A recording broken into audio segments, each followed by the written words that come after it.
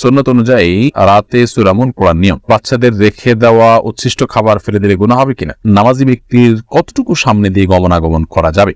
আজানের সময় মাথা কাপড় দিতে হবে, এটা কতটুকু যুক্তিযুক্ত? কিভাবে সালাতে নিয়মিত হতে পারি? খাবার খাওয়ার সময় কি এক হাঁটু খাড়া করে খাওয়া উচিত? কোন আমল করলে সংসারে শান্তি বজায় রাখা যাবে এবং তৃতীয় ব্যক্তির বদনজর থেকে সংসারকে রক্ষা করা যাবে? এক উজুতে কয় রাকাত নামাজ পড়া যায়? যেহেতু আমরা সবাই মোবাইল ব্যবহার করি, সেক্ষেত্রে না চাইলেও নাজায়েজ ছবি ভিডিও সামনে চলে আসে, এদিকে উজু নষ্ট হয়, এরপরে কি নামাজ পড়া যাবে? নামাজে মনোযোগ অন্যদিকে চলে যাচ্ছে, করণীয় কি? মনে মনে জিকির করলে সেটা কি জিকির বলে গণ্য হবে? আজানের সময় কি নামাজ পড়া যাবে? প্রেগন্যান্সি অবস্থায় কি তাবিজ ব্যবহার করা যাবে? চলুন তাহলে আর বিলম্ব না করে আমরা প্রশ্নোত্তরের আলোকিত ভুবনে প্রবেশ করি। মুনার রহমান আপনি লিখেছেন, মনে মনে জিকির করলে সেটা কি জিকির বলে গণ্য হবে? সেটা এক প্রকার জিকির গণ্য হবে। মনে জিকির এক প্রকার জিকির, তবে মুখের জিকিরের আলাদা তাৎপর্য রয়েছে। সাইদ সঞ্জিদ শিবাদ আপনি লিখেছেন, প্রেগন্যান্সি অবস্থায় কি তাবিজ ব্যবহার করা যাবে? তাবিজ ব্যবহার করা সুন্নাহর খেলাফ। নবী সাল্লাল্লাহু আলাইহি ওয়াসাল্লাম কাউকে তাবিজ দেননি, ব্যবহার করেননি, করতে বলেননি। তবে কোরআন হাদিসের বিভিন্ন আয়াত, দোয়া এগুলো চিকিৎসার অংশ হিসেবে, রুকিয়া ঝাড়ফুঁকের অংশ হিসেবে তারা ব্যবহার করতে পারে। এমডি রাকিবুল্লাহ রাশেদ লিখেছেন, বিতর নামাজে কেউ যদি দোয়ায় কুনুত না পড়ে ভুল ক্রমে সরাসরি সিজদা করে এবং নামাজ শেষ করে বা নামাজের অবস্থায় মনে পড়ে, সেক্ষেত্রে করণীয় কি? দেখুন, নামাজ শেষ করেছে অথবা সালাম ফেরানোর পরপর মনে পড়েছে, তাহলে সিজদা সাহু দিয়ে নিবে, কারণ দোয়ায় কুনুত পড়াটা ওয়াজিব। যদিও সৌদি আরবের উলামায়ে কেরাম সেটিকে সুন্নাহ বলেন, কিন্তু হানাফি মাযহাব অনুযায়ী এটি ওয়াজিব। আপনি সিজদা সাহু দিয়ে নেবেন, এটি অধিকতর নিরাপদ বটে। মাহির ইসলাম লিখেছেন, বৃহস্পতিবার কেউ মারা গেলে তার নাকি কবর আযাব হয় না, কতটুকু সত্য? এটা বৃহস্পতিবারে না, শুক্রবারে মৃত্যুবরণ করলে কবরের আযাব হয় না মর্মে, কবরের ফিতনা থেকে তিনি বেঁচে থাকতে পারেন মর্মে হাদিস রয়েছে। তবে শুক্রবারে মানে বৃহস্পতিবার সন্ধ্যার পর থেকে নিয়ে শুক্রবার সন্ধ্যা পর্যন্ত পুরো সময়টাকেই শুক্রবারের মধ্যে ধরা হয় এবং পুরোটাকেই শুক্রবার গণ্য করা হয়। সেই হিসাবে ঠিক আছে যে বৃহস্পতিবার সন্ধ্যার পরে যদি হয় এটি। আর যদি বৃহস্পতিবার দিনের বেলা কেউ বলে যে মারা গেলে কবর আযাব হয় না, তাই তাহলে সেক্ষেত্রে সেটির কোনো ভিত্তি নেই। মোহাম্মদ অমিত আপনি লিখেছেন, নামাজি ব্যক্তির কতটুকু সামনে দিয়ে গমনাগমন করা যাবে? নামাজি ব্যক্তির কতটুকু ঠিক সামনে দিয়ে যাওয়া যাবে, এটা নিয়ে ফুকাহা একরামের একাধিক মত রয়েছে। অনেক উলামা একরাম বলেছেন 2 কাতার সামনে দিয়ে, অনেকে বলেছেন 3 কাতার সামনে দিয়ে। সর্বোচ্চ 3 কাতার সামনে দিয়ে যদি আপনি যান, সুতরা না থাকে, নামাজ পড়ছেন, তারপর 3 কাতার এরপরে আপনি হাঁটা চলা যদি করেন, কোনো অসুবিধা নেই, কারণ সেখানে সাধারণত নামাজি ব্যক্তির নামাজের থাকা অবস্থায় দৃষ্টি পড়ে না এবং তার মনোযোগ নষ্ট করে না অত দূর দিয়ে গেলে, যার কারণে এটি অসুবিধা নেই।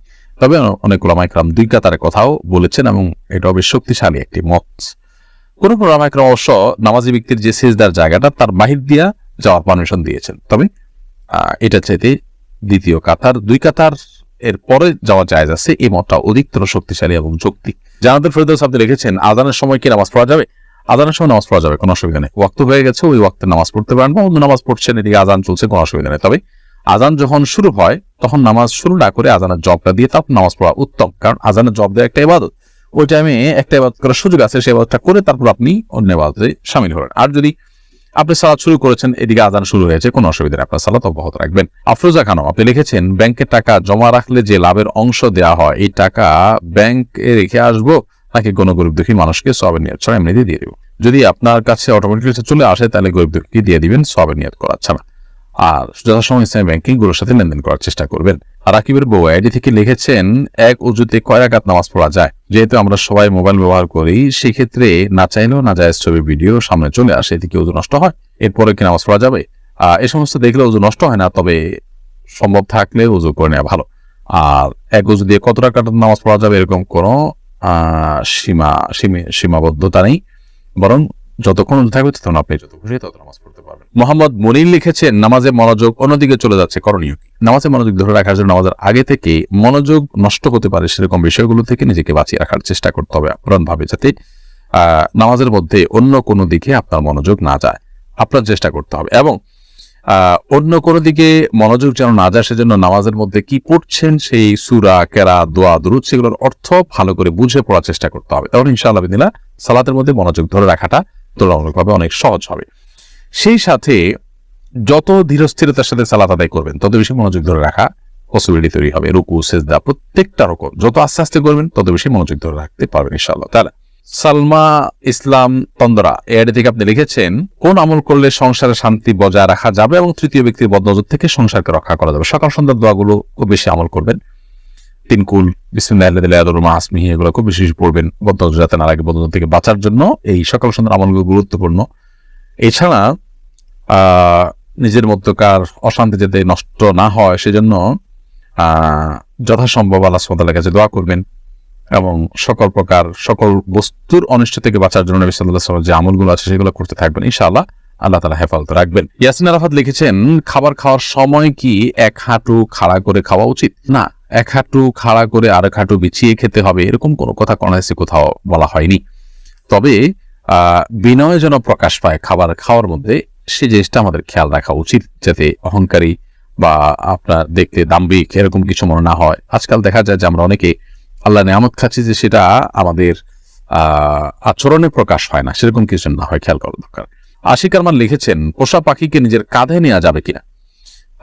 পোষা পাখি কেন, যে কোনো পাখিকে আপনি চাইলে কাঁধে নিতে পারেন, আপনার করে নিতে পারেন, নাপাক না হয় সে দৃষ্টিটা খেয়াল করবেন, বাকি করে নেওয়াতে কোনো অসুবিধা নেই। বরং প্রত্যেকটা প্রাণীকেই আপনার মমতা প্রদর্শন করার নির্দেশ নবী সাল্লাল্লাহু আলাইহি ওয়াসাল্লাম দিয়েছেন এবং প্রত্যেকটা প্রাণীর প্রতি দয়া পরবশ হলে, মমতা পরায়ণ হলে তার বিনিময়ে আজর দেওয়া হবে, সেটিও নবী সাল্লাল্লাহু আলাইহি ওয়াসাল্লাম বলেছেন।